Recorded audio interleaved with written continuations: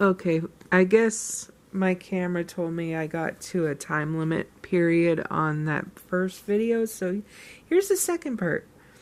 Now I don't remember what I was saying. Oh, um, about streaks, and I don't remember now because the camera distracted me by the beep.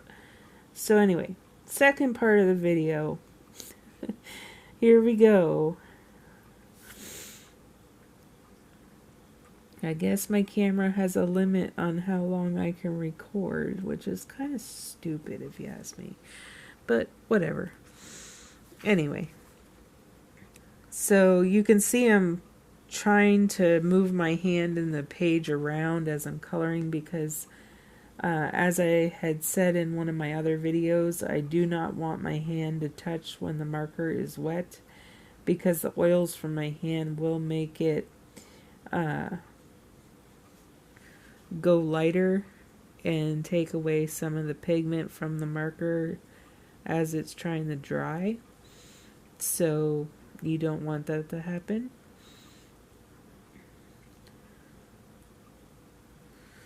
Okay. So like I say, I'm just picking random areas to throw color. You can lay it out ahead of time if you feel the need to, or you can just go with the flow as you're coloring. So there's that.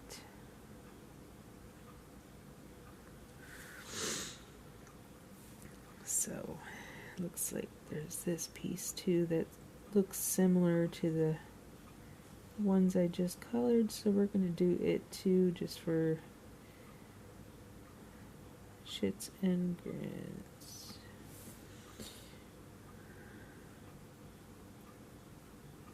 I do have a potty mouth, so I do apologize.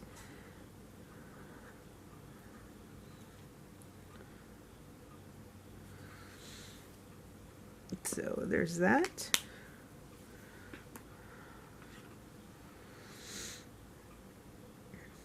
And then this is the other color.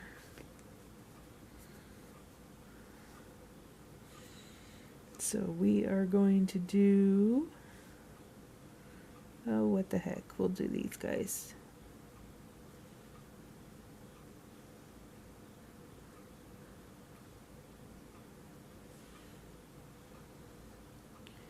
You can see as I'm going, the colors are getting darker.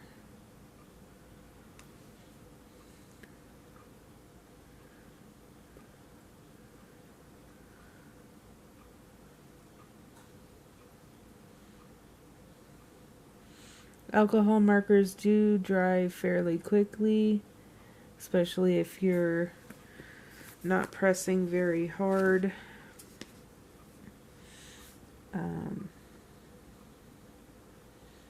Because it won't oversaturate the page.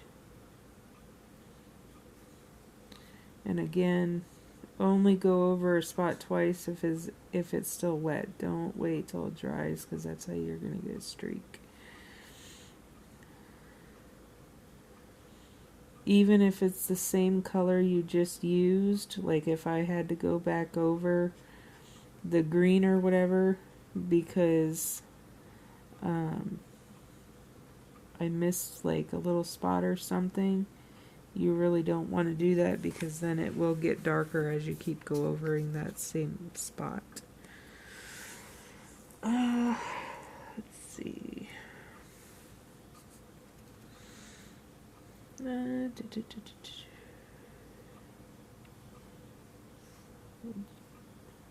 These bits.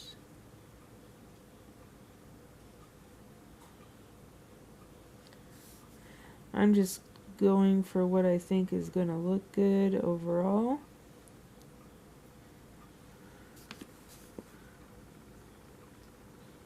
You can see I'm trying to hold my arm up just to make sure I don't hit any of those pieces I just colored.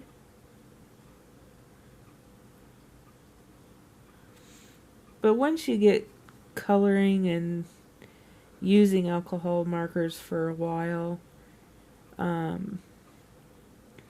you can and will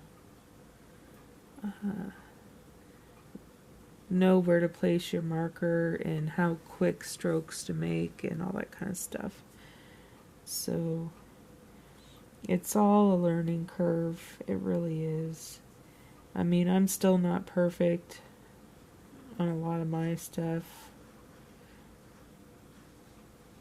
I just do this as a hobby, even though I do art stuff outside of coloring.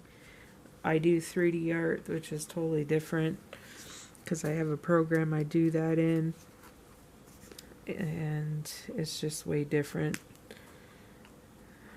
than coloring and stuff, since I can't draw worth nothing.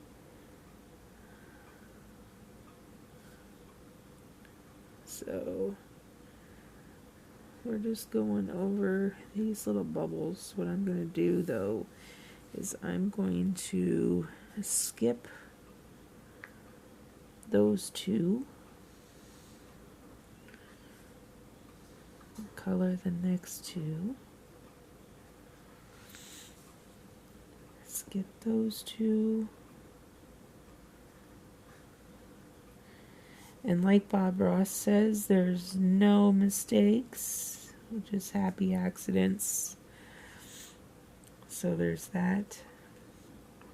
It goes with coloring, it goes with painting, it goes with any kind of art. If you make a mistake, it's not a big deal. Okay, reason I did that is because I'm going to take this color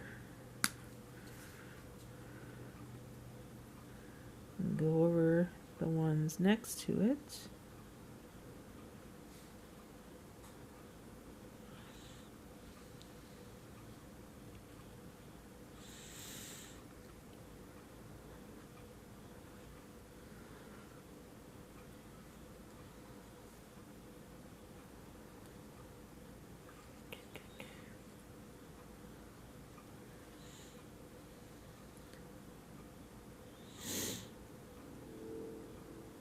So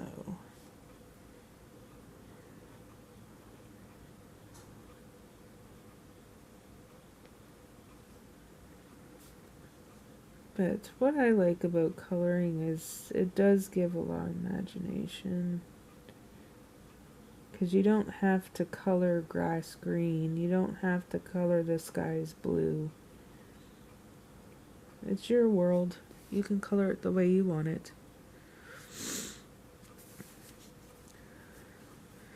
Because I know there was a couple people in the coloring group I'm in recently where they always felt like it just seems unnatural to color skies a different color, obviously unless it's sunset or nighttime. But I mean, if you think about it, the sky has really all the colors in it. It just depends. Sunset has pinks, purples, oranges, yellows, reds. Your nighttime sky has blue, dark purples, and then you got the neon lights that give off different colors. I mean, when there's a tornado, the sky turns green. I don't know why, I'm not a scientist, but it happens. Sunrise, you get a lot of light oranges, yellows, pinks. At least here anyway. Sometimes really dark oranges. Especially if it stormed the night before, sometimes you'll get some really odd colors. So if you think about it, you could do the sky any color you want.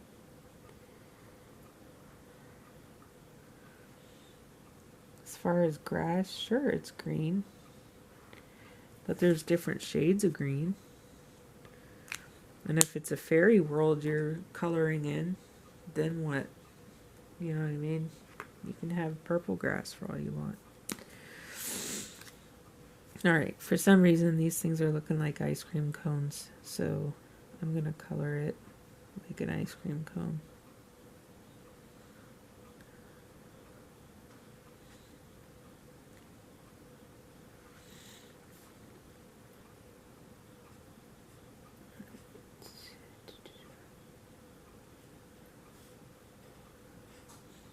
Like say, once I start, I'm not gonna stop coloring that. Let me check the time. Okay, we're around 10 minutes. So maybe it's 15 minutes. My camera doesn't like to record past. Who knows?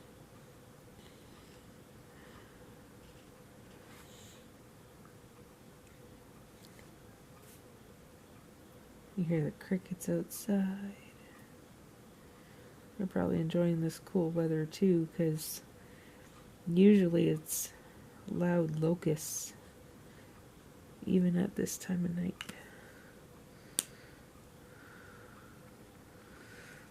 Alright, so let's see.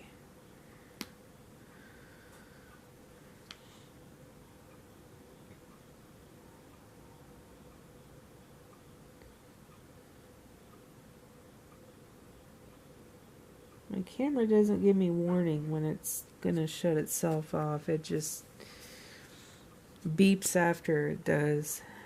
So if I gotta do a third video, then I will do a third video if it will let me.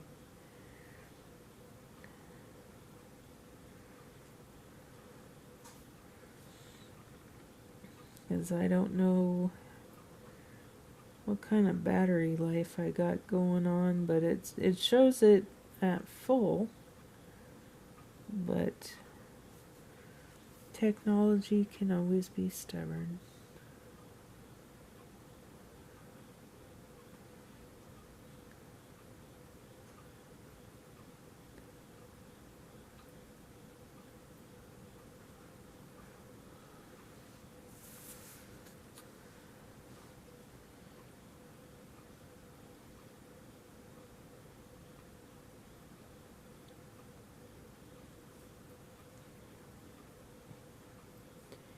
Plus I like Sarah's color cubes because some colors you wouldn't think go together, but they look really nice together when they're done. Like that page behind this one, well, a couple behind this one, where it's the pinks and the oranges and the blues and the, I think it was reds or something.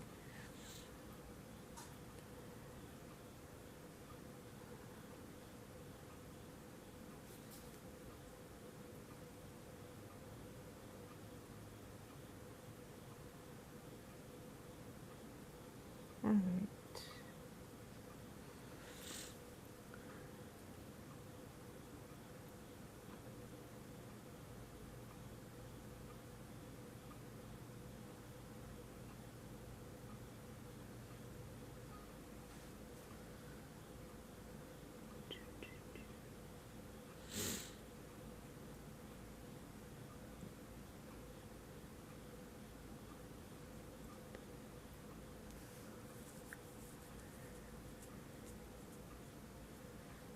All right. Actually,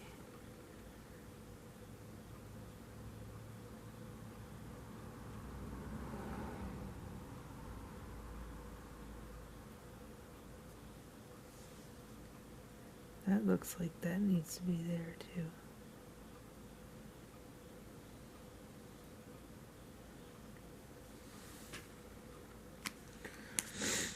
All right. Now, let's see.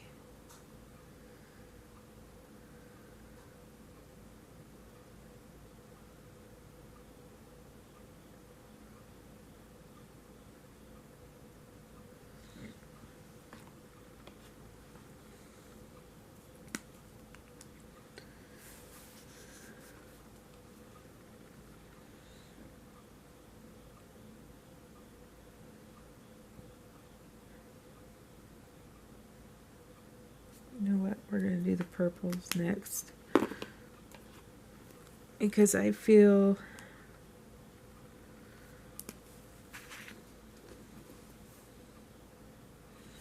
what I'm going to do to make this stand out.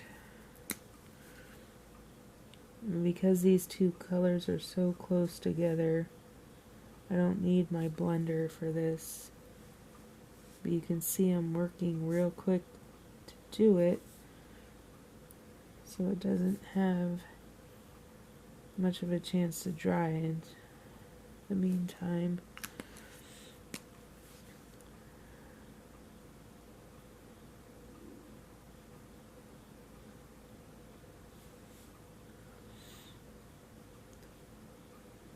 Plus this will give it a kind of a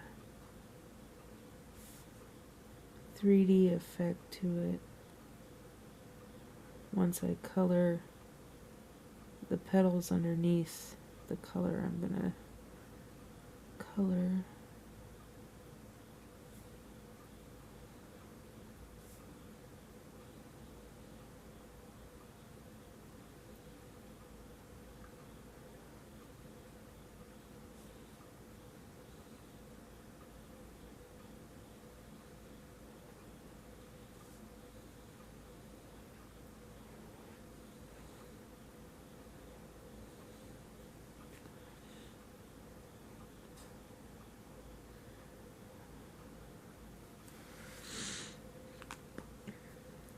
So there's that.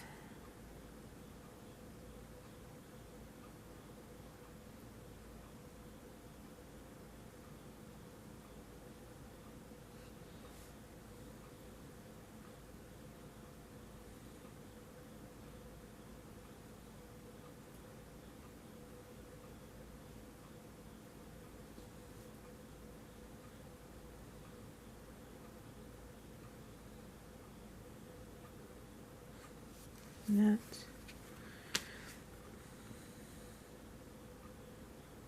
You can see I'm trying to avoid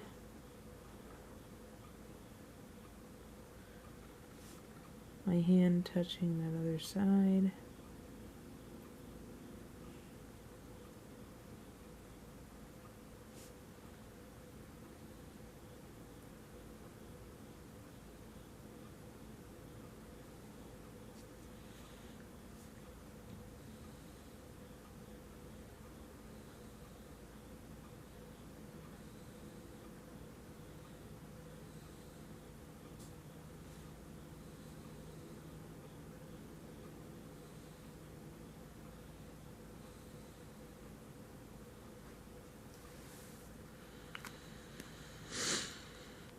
So there's that. I'm gonna go back to this color.